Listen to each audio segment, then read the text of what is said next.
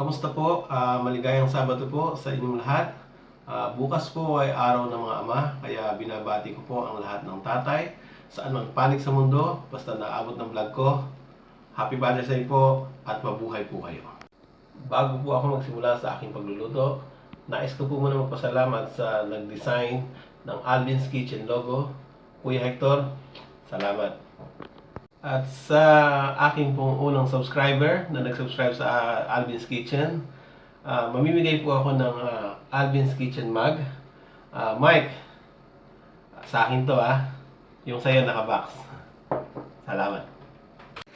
Tara na po, magluto na po tayo ng spicy boneless lechon. Ang ginamit ko po dito ay pork shoulder. At para naman po sa ingredients, you can check the description below.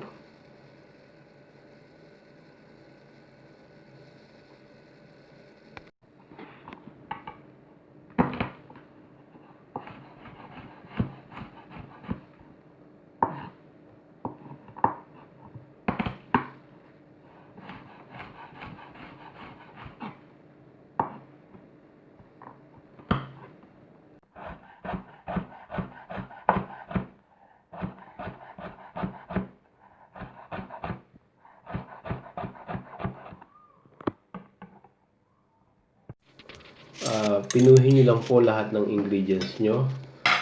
Pagkatapos po, lagay nyo ng salt and pepper. At haluin nyo lang po ito. Haluin nyo mabuti.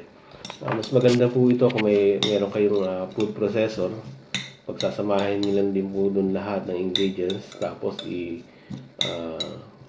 on nyo lang po mga less than 10 seconds o 10 seconds siguro. Matatapos na yun. Tapos ito na rin po yung mga pinaka-peeling nyo na ilalagay dun sa gitna ng pork natin para malasa talaga yung spicy pork lechon natin. Dito po sa pork, pahiran lang po natin siya ng patis. Mas malasa po kasi itong patis. At pagkatapos po natin malagyan ito ng patis,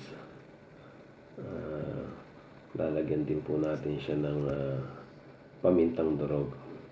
So, kailangan po even yung paglagay natin ng paminta.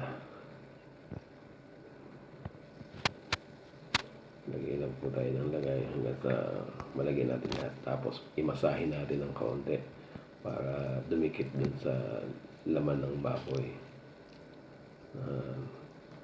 Pagkatapos po niyan, pwede na po natin ilagay yung mixture na ginawa natin kanina.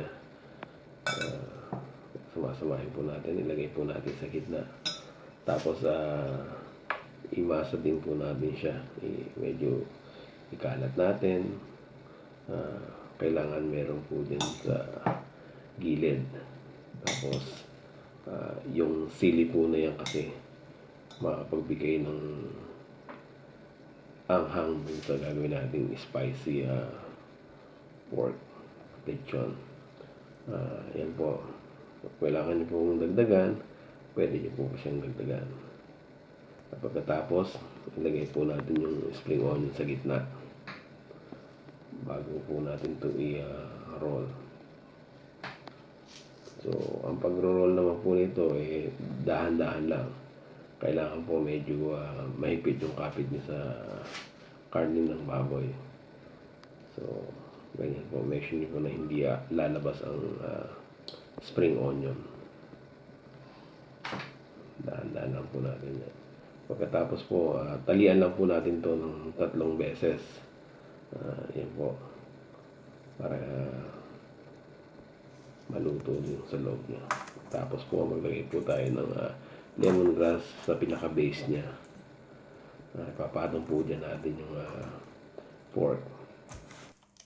At pagkatapos po niyan, lagyan po natin ng uli ng patis. Pahiran lang po siya ng patis. At pagkatapos po, lagyan po natin siya ng pamintang durog sa ibabaw.